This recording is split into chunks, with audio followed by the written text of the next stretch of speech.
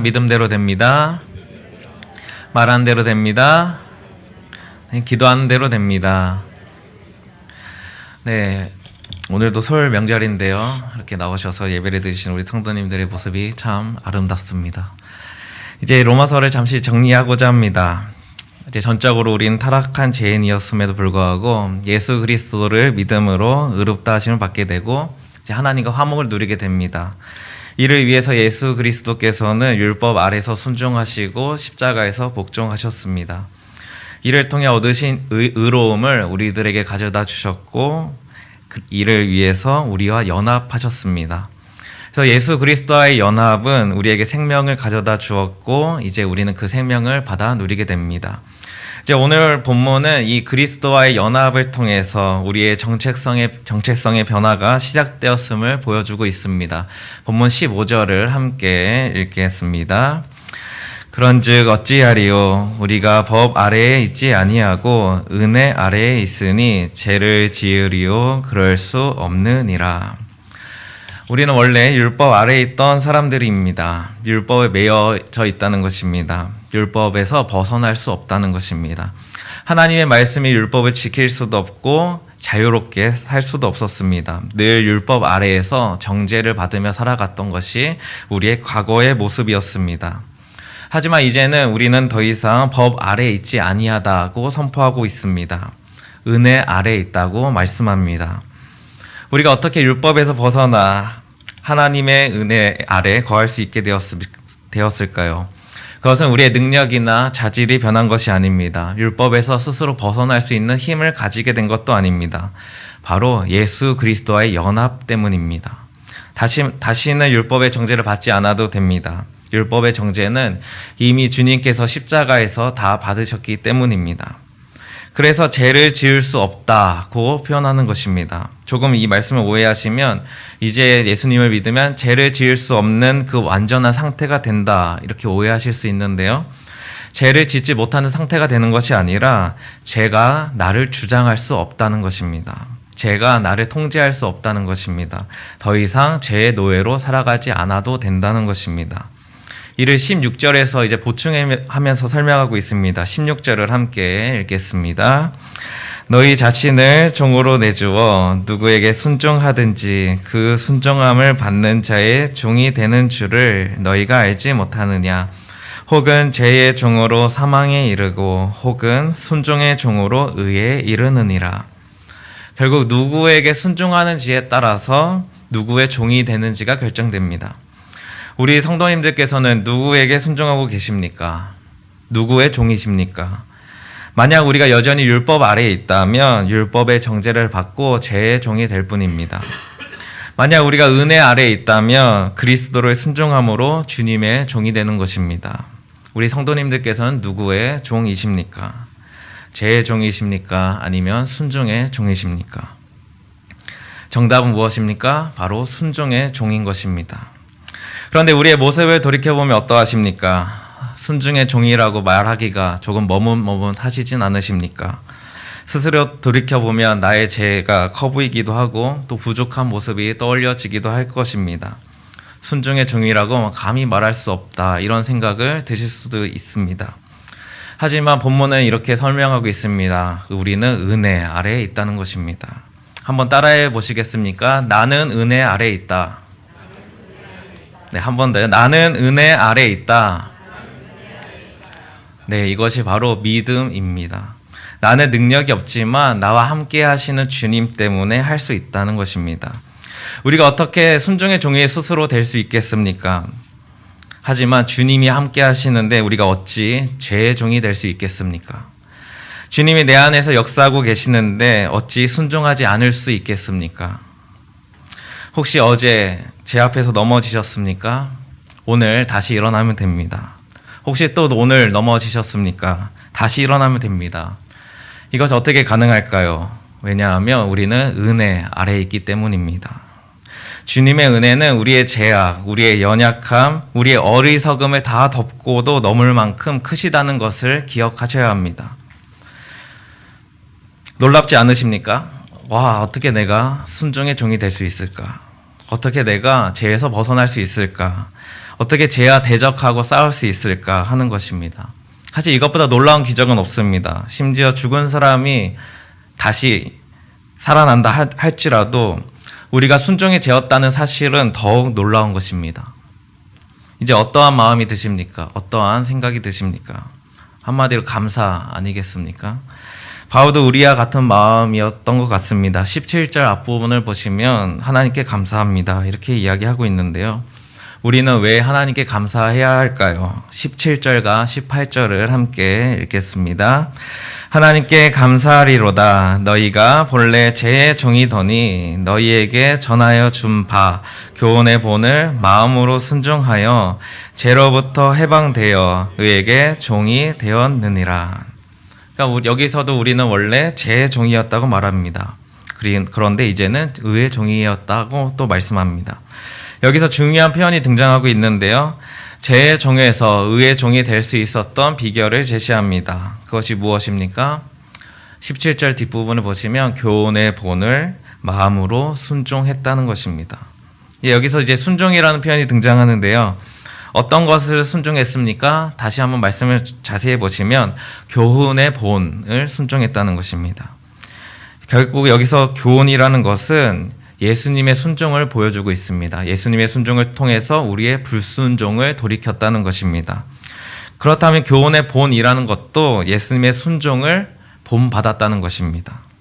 예수님께서 가신 십자가의 그 길을 따라갔다는 것입니다. 그래서 그것을 마음으로 순종했을 때 우리는 죄의 종에서 의의 종으로 살아가게 된다는 것입니다. 여기서도 순종이 얼마나 우리에게 있어서 중요한지를 다시 가르쳐주고 있습니다. 순종은 의의 종으로 갈 수 있는 문을 여는 열쇠와도 같습니다. 우리 신앙생활 속에서 순종이 없다면 그것은 성도의 삶이 아닌 것입니다. 믿음으로 주님을 영접한 성도라면, 죄에서 해방되어서 새 생명을 얻은 성도라면 순종은 아주 자연스러운 모습이 되는 것입니다. 근데 우리의 문제점은 무엇입니까? 순종이라는 말만 들어도 좀 거북해지거나 부담스럽기 시작합니다. 순종은 죄에서 벗어나 의의 종으로 살아가는 모습임에도 분명함에도 그것이 우리에게 너무나 어렵게 다가올 때가 있습니다. 성경에서 보여주는 순종의 모습들을 보면 저도 이런 생각을 하곤 합니다. 그건 아브라함이니까요. 아브라함 100세 만에 얻은 아들 이삭을 하나님 말씀에 순종할 수 있었던 이유는 무엇일까요? 아브라함이기 때문에요. 저도 이런 생각을 할 때가 있습니다. 우리 성도님들은 어떻게 생각하십니까? 아브라함처럼 순종하실 수 있겠습니까? 예수님께서 제자들을 부르실 때 나를 따르라고 하셨을 때 성도님들께서는 어떻게 하시겠습니까? 정말 모든 것을 내려놓고 주님을 따를 수 있으시겠습니까? 어느샌가 순종이라는 것은 우리의 신앙생활과는 전혀 다른 것처럼 치부되는 것 같습니다. 그러니까 순종은 몇몇 특별한 믿음을 가진 사람들만 할 수 있는 것으로 생각할 때가 많다는 것입니다. 그러면 우리는 어떻게 해야 되겠습니까? 순종을 하기에는 부담스럽고 불가능에 가까우니 그냥 순종을 포기해야 할까요? 바울은 우리의 이러한 연약함을 잘 알고 한 가지 방법을 제시하고 있는데요. 19절을 함께 읽겠습니다. 너희 육신이 연약함으로 내가 사람의 예대로 말하노니 전에 너희가 너희 지체를 부정과 불법에 내주어 불법에 이른 것 같이 이제는 너희 지체를 의에게 종으로 내주어 거룩함에 이르라. 여기서 너희 육신이 연약하다는 것은 죄의 종으로 돌아가려는 습성이 아직 남아있다는 것입니다. 하지만 우리는 예수 그리스도를 믿음으로 구원을 받은 자들입니다. 가끔 혼란스러울 때가 있지 않으십니까? 예수님을 믿어서 구원을 받았는데 왜 우리는 죄를 짓고 살아갈까요? 어떻게 생각하십니까? 예수 그리스도께서 우리를 죄에서 건져 주셨는데 왜 우리는 여전히 죄의 영향 아래 있는 것처럼 살아갈까요? 아직 구원을 받지 못한 것일까요? 정리하자면 결국 구원받는 성도가 가지는 이 연약함이라는 것은 무엇일까요? 여기서 우리는 한 가지 놓치지 말아야 하는 것이 있습니다. 이제 신학적으로 조금 이렇게 표현을 하는데요. 이미, 그러나, 아직 이렇게 표현하는 게 있습니다. 그러니까 우리는 구원을 이미 받았지만 우리의 구원은 아직 완성되지 않았다는 것입니다. 그러니까 우리는 이러한 긴장 관계 속에서 신앙생활을 하게 되는데요. 예수 그리스도를 통해서 우리는 의롭다 인정을 받게 되었습니다. 그런데 그뿐입니다. 우리 존재 자체가 완전히 의로워진 것은 아닙니다. 그러니까 우리의 존재라는 것은 마지막까지 거룩함에 이르러야 하는 것입니다. 이를 이제 성화라고 표현을 하는데요. 우리를 의롭다 여겨주시는 칭의가 시작되는 순간 우리의 존재는 거룩을 향해서 나아가게 됩니다. 그러니까 조금씩 거룩해지는 것입니다. 조금씩 주님을 닮아가게 되는 것입니다. 그렇게 우리는 이 땅에서 여전히 죄와 싸워야 하고 죄와 싸워서 이겨나가야 하는 것입니다. 그래서 우리가 이 세상을 떠나는 그 마지막 순간까지 우리의 이러한 영적 전쟁은 계속될 것입니다.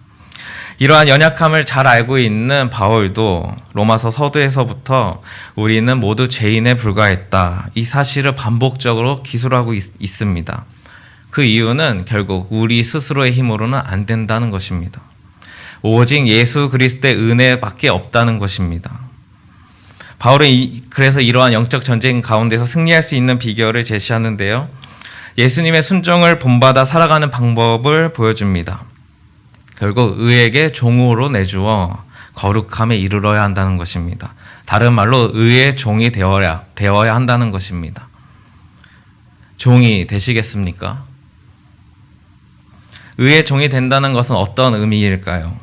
바울은 이 부분을 설명하기 위해서 먼저 의의 종이 되지 않았을 때 어떤 결과를 맞이하게 되는지를 저희들에게 가르칩니다. 본문 20절과 21절을 함께 읽겠습니다.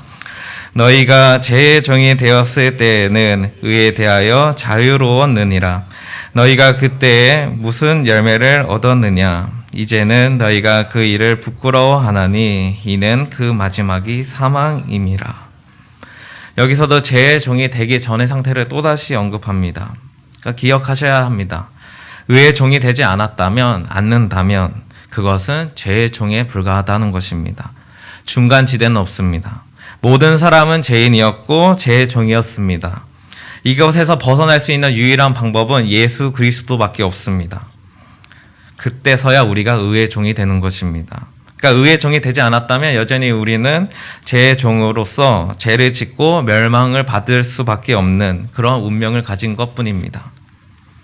그래서 죄인은 의에 대해서 자유로운 것입니다. 의를 행하지 않아도 거리껴지지 않는 것입니다. 의로움과는 전혀 상관없기 때문입니다.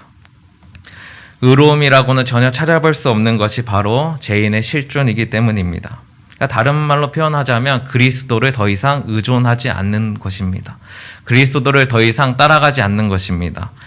그저 세상이 주는 성공만을 따라가게 되는 것입니다. 그럼 어떤 열매를 거두겠습니까? 돈은 조금 벌었을지 모릅니다. 자신의 이름은 조금 알려졌을지도 모릅니다. 많은 사람들 거느리고 있는 회장님이 되었을지도 모릅니다.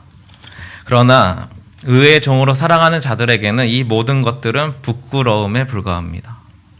돈을 벌고 성공한 것 자체가 부끄러운 것이 아니라 그리스도를 따라가지 않았던 그 삶이 부끄러운 것입니다.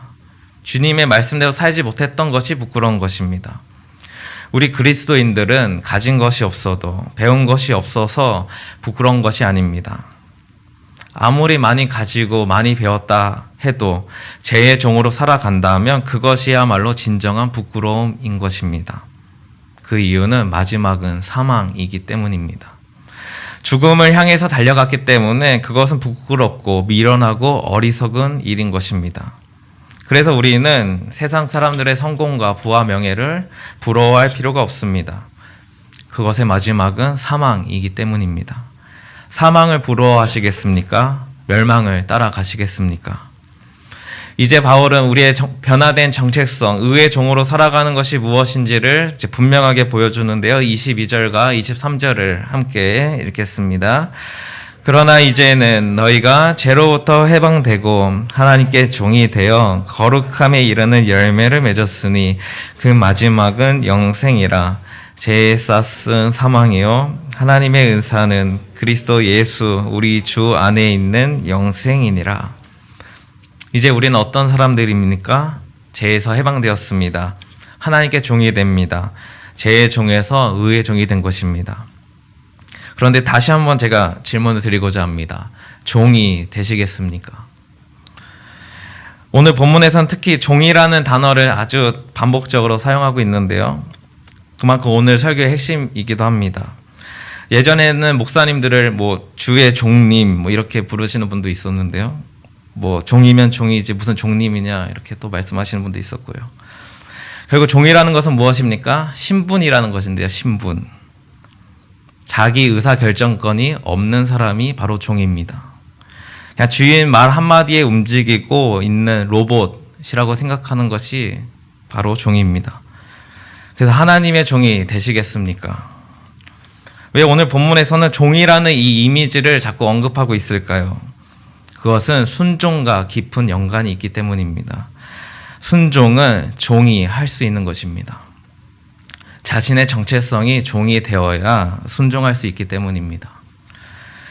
종과 같은 사람이 되는 것이 아니라 종과 비슷한 사람이 되는 것이 아니라 종 그 자체가 되어야 합니다. 왕이 순종하겠습니까? 회장님이 순종하겠습니까? 지시를 내리는 사람들은 사실 순종하는 것이 점점 어려워집니다. 하지만 종이라면 순종은 당연한 것입니다. 자연스러운 것입니다. 조금 더 깊이 생각을 해보려고 합니다. 종은 누구를 섬기는 자입니까? 바로 주인을 섬기는 자입니다. 그렇기 때문에 순종하는 것입니다. 마태복음 20장 28절을 함께 읽겠습니다. 인자가 온 것은 섬김을 받으려 함이 아니라 도리어 섬기려 하고 자기 목숨을 많은 사람의 대속물로 주려 함이니라. 그러니까 예수님의 순종이라는 것은 단순히 십자가에서 순종하신 것뿐만 아니라 죄인을 섬기는 순종이 담겨 있는 것입니다. 죄인을 섬기셨기 때문에 자신의 생명을 대속물로 내어주실 수 있는 것입니다. 예수 그리스도께서 종이 되셔서 하나님 말씀에 순종하고 모든 사람을 섬기셨습니다. 그래서 우리는 예수 그리스도의 섬김을 통해서 제사함을 얻게 된 것입니다. 그래서 예수님의 본에 따라서 순종할 때 우리의 정체성이 의의 종이 되는 것입니다. 문제는 우리의 정체성이 의의 종임에도 불구하고 순종하지 않으려는 것입니다. 섬기려고 하지 않습니다. 오히려 섬김을 받으려 하고 다른 사람들을 종으로 삼고 그들을 다스리려고 할 때가 있습니다. 한마디로 나는 종이 아니라 왕이라고 생각하는 것입니다. 이것은 아담의 범죄를 다시 떠올리게 하는데요. 아담이 불순종한 이유를 생각해 보셨습니까? 아담이 하나님 말씀에 왜 불순종했을까요? 그것은 아담 자신이 바로 하나님이 되고 싶었기 때문입니다. 그러니까 종이 되기 싫었던 것입니다. 내 인생을 내 마음대로 살고 싶었던 것입니다. 종은 내 인생을 내 마음대로 살 수가 없습니다. 주인의 말대로 살아가야 합니다. 근데 아담은 종으로 사는 삶을 중단하고 하나님 말씀에 나를 억압하는 것 같이 느껴져서 더 이상 하나님 말씀에 순종하기를 중단하고 하나님이 되고 싶었던 것입니다. 이러한 아담의 죄성은 오늘날 우리들에게도 영향을 끼치게 됩니다. 순종하고 섬겨야 되는 일들이 우리에겐 짐이 되기도 하고 힘들게 만들기도 합니다. 또 우리의 마음을 상하게 만들기도 합니다. 왜 그럴까요? 주님은 순종하셨습니다. 섬기셨고 죽기까지 복종하셨는데 왜 유독 우리의 마음은 이 순종이라는 것 앞에서 왜 답답해질까요? 특히 누구에게 지시를 받거나 간섭받는 일이 상당히 기분 나쁜 일이 되고 말았습니다. 교회 안에서도 마찬가지가 됩니다. 사실 신앙생활이 오래되면 오래될수록 우리는 모두가 섬김의 전문가들이 되어야 합니다. 직분도 역시 섬김의 자리입니다. 오늘날의 표현으로는 철저한 을이 되어야 합니다. 그런데 신앙생활, 이 경력과 직분이 때로는 갑이 되는 것 같기도 합니다. 교회 안에서도 갑질이 일어나는 것 같은데요. 제 자신을 생각해봐도 이 목사라는 직분을 가지고 갑질을 한 것은 아닐까. 정말 내가 섬기는 자리에 성도님들 잘 섬기고 있을까 이런 생각을 갖기도 합니다. 하나님의 말씀에 순종하지 못하고 서로를 섬기지 못한다면 우리도 의의 종이 아니라 그냥 하나님과 같이 되고 싶었던 것입니다. 결국 교만이 마음을 사로잡고 있는 것입니다. 오늘 본문의 표현을 빌리자면 죄의 종으로 살아가는 것밖에 되지 않습니다. 그래서 바울은 오늘 본문을 통해서 그렇게 의의 종으로 살아가야 한다고 반복적으로 계속 강조하고 있습니다. 우리로 하여금 그 교만을 떨쳐내기 위해서는 제 종으로 살아가는 것을 이제 청산하기 위해서는 의의 종이 되어야 한다는 것입니다. 의의 종이 되어야, 하나님의 종이 되어야 그 거룩함에 이르는 열매를 맺을 수 있다는 것입니다. 아담이 선악과를 먹었습니다. 하나님 같이 되었습니까? 아닙니다. 오히려 죽음을 맞이하게 됩니다. 주님처럼, 우리 예수님처럼 하나님의 종이 되어야 합니다. 주님처럼 순종하셔야 하고 섬기셔야 합니다. 그때 주님이 우리에게 주셨던 그 영생을 우리도 맛볼 수 있게 되는 것입니다. 사랑하는 성도 여러분, 종이 되시겠습니까? 종은 가질 수 있는 것이 없습니다. 종의 이름을 알아주는 사람도 없습니다. 이 땅에 존재하는지도 모를 정도로 종에게는 존재감도 없습니다. 그저 주인의 말씀에 순종하는 것이 그들의 사명이고 그들의 전부입니다. 종의 삶에는 어떤 영광도 없습니다. 정말로 의의 종이 되시겠습니까? 근데 놀라운 것은 그 종에게는 아무도 관심을 두지 않습니다. 그런데 주인이 그 종에게 생명을 줍니다. 주인이 그 생명을 종에게 주기 위해 자신을 희생시킵니다. 이를 통해서 종이 살아가게 됩니다. 죄에서 해방돼서 진정한 자유를 누리게 되고 그 생명을 가지고 이 땅 가운데서 주님의 제자로 살아가게 됩니다. 그 생명을 받으셨습니까? 그 생명을 받은 종은 자연스럽게 순종하며 섬기게 됩니다. 순종과 섬김은 적극적으로 갑질을 내가 당하겠다고 동의하는 것입니다.